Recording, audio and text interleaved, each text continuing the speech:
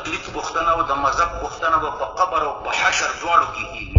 لږ ګزاره کوه. اوس یې دویمې ملغلرې ته غوږ شئ. خلاصه دا چې وادي به هم په دوزخ کې دا چغې وهي چې لو كنا نسمعو، کاشکې چې موږ مقلدین وی او ناقلو یا مجتهدین وی، د کفارو په شان به وادیان هم په دوزخ کې دا چغې وهي. الحمدلله والصلاة والسلام على رسول الله. اما بعد، محترم مسلمانانو ورونو، مخکې د دې نه چې د دې سړي د شبهاتو جواب وشي، تاسو ته دا خبره یاده کړم چې د دې په دې فتوا باندې ډېر لوی امت هغه به جهنم ته ځي، العیاذ بالله. من جمله د هغې نه د هغې په اول سر کې امام ابو حنیفه رحمه الله به جهنم ته ځي کفارو سره. ولې؟ ځکه هغه تقلید نه منو بلکې منع یې کړې ده.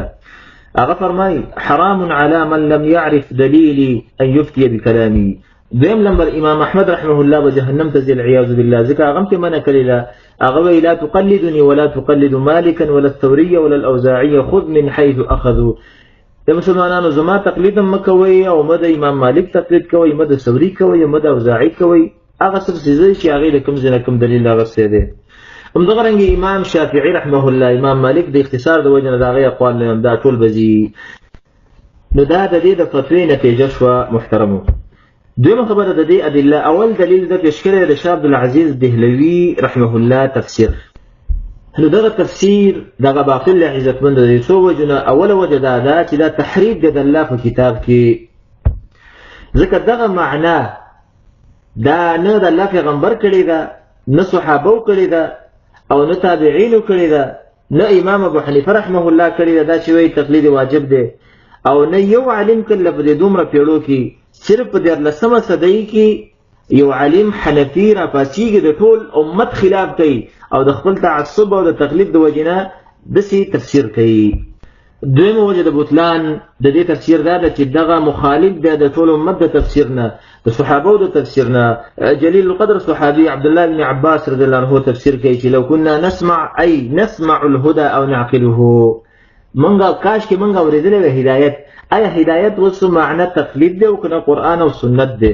همدغه رنګې ټولو مفسرینو لیکلي دي. مثلا امام قرطبي دغسې لیکلي لو كنا نسمع من النذر يعني الرسل ما جاءنا به.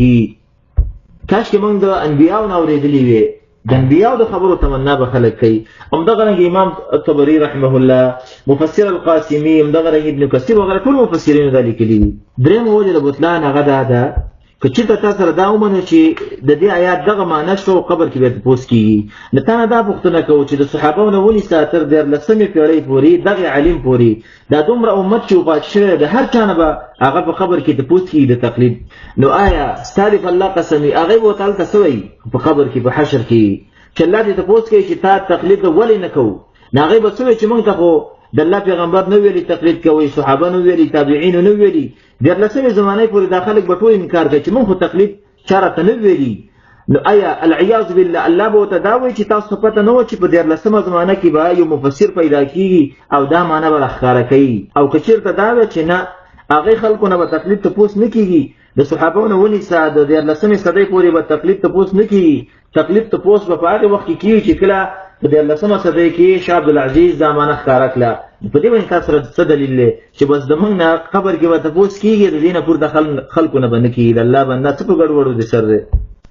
همدغه رنګې دا حواله ورکړې ده په اشرف علي تامي باندې. ګوره چې دا بار بار وایم چې دا سړی حنفي نه دی، حناف بدناموي، ځکه دا بدعتي دی عزتمندو. وجه دا ده اشرف علي تامي باندې دا حواله ورکړې ده. اشرف علي تامي چې کوم دی هغه وحدت الوجود والا سړی دی. مطلب دا دی عقیده د هغې دا ده چې که څوک دا وایي چې الله جدا دی او انسان جدا دی، دا مشرک دی د هغې په نسبت باندې، بلکې انسان هم الله دی، پیری هم الله دی، پیشو هم الله دی، غوا هم الله دی، العیاذ بالله. دا ټول د دې په نسبت باندې هغه یو الله دی، یو الله. د دې سړي نه دا حواله پېښ کړې ده او د تقریر نوم یې مولا غلط ویلی دی. دعوات عبدیت تشرع وعظ، د تقریر نوم دی طریق النجات. ظالمه طریق النجات مو یوه، طریق النجات یوه، دا النجات دی. خوله دې ماتېږي چې د عربۍ لفظ هغه صحیح ادا کړي. دویم دلیل د ده هغه استدلال نسی حدیث د امام بخاري نه لا دریت ولا تلیت. لا دریت نه مجتهد اجتهاد مراد دی، ولا تلیت او تقلید مراد دی. عزتمندو دا هم باطله خبره ده. وجه دا ده چې دا د عربۍ الفاظ دي، خپله خو دا عربیت کې مهارت ډېر زیات لري، تاسو بار بار پته لګېږي. اول دا د دې معنا هغه د الله پیغمبر نه کړی چې لکه دین اجتهاد مراد دی او نه تقلید کې مراد دی، نه صحابه کړی نه اچا کړی دا په تابعینو کې او بل اتباع تابعین کې. حتی د امام صاحب نه دی نقل کی بار بار چغي وای د امام صاحب تقلید واجب دی او مسلمانانو دوست مولا راوستي په دې خبره باندې، او یو خبره هم نشي ثابتولې دا دی اوس ثابته کیږي دا مسله ثابته چې دا واجب ده قیامت کې ته پوس کیږي په حشر کې او په قبر کې.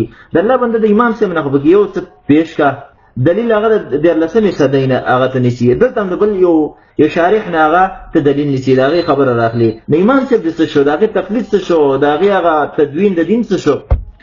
د دویم وجه دا ده چې په لغت عربی کې لا دریت ولا تلیت په معنی تقلید او اجتهاد باندې هغه نه راغلی عزتمن دا سچ دروغ دی. درېمه خبره د کلی وا چې کده شي نه تاسو به ولی منځونه کوي او حجونه کوي زکاتونه کوي ځکه دا غي ته پوسم په قبر کې نه کیږي. د دې ځواني و خبره د بلینا هغه ډیره د غباوت وی الکه د الله بنده ته قیاس کوي وی خبره په بل باندې او قیاس نه پیژني دا خوار قیاس نه پیژني وس قیاس د څه شي نه چې تعالی څه په خله درځي واغوي قیاس هغه ارکان لري اصول لري دلته ستا قیاس دا مع الفارق د باطل له عزت مندي سره هغه مناسبت نشته ولی وجه دا هر چې مونږ د صلات د زکات دی دا مستقل په دې باندې امر شوی دی چې دا کوي مونږ نه کې کافر کیږي د اسلام نه وځي نو قبر کې ته پوس کیږي نه کیږي هغه باندې دلیل نشته اما کول باندې مستقل امر مونږ راغلی نه ته په تقلید باندې هغه امر پیش کړه الله پیغمبر ویلي الله ویلي صحابه ویلي امام صاحب ته ویلي دا قیاس تا باطل دی. ام دغه رنګ به ویلي چې تاسو به ولې د بخاری احادیث منئ او ترمذی منئ او حال لا هغه ته پوس نه کیږي ظالما دا ته په هوش کې لګای کو به هوشي کې لګای موږ د سینې دی ویلي موږ دا غي کوم حدیث نقل کړي هغه را لو پاغه باندې عمل کوو چې د شی د قران ته پوسم به په قبر کې نه کینو قران نو مسلمانان نه وي ظالما.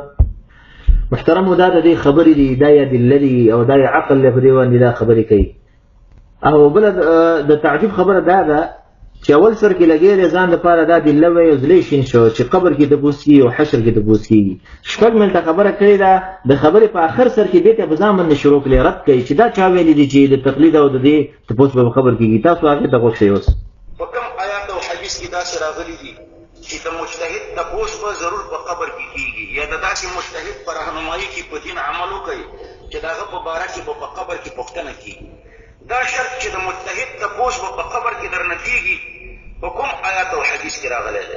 ظالمه دغه خبره تمنګم کوله خو ته نه منې زړه خپلم د شین په دینه معلومیږي عزتمندو چې دا کوم خبرې کړې وي دا ولنۍ دا به هوشي کې کړي او به خوده کې کړي وي د څه ګړې وړي د لیونتوب خبرې څوک نه کوي اخره کې دا سمه خبره د خپل راوتی ده نو دا د دې خبرې او د الله نور قضاوت او فیصله به تاسو هذا وبالله تعالی التوفیق.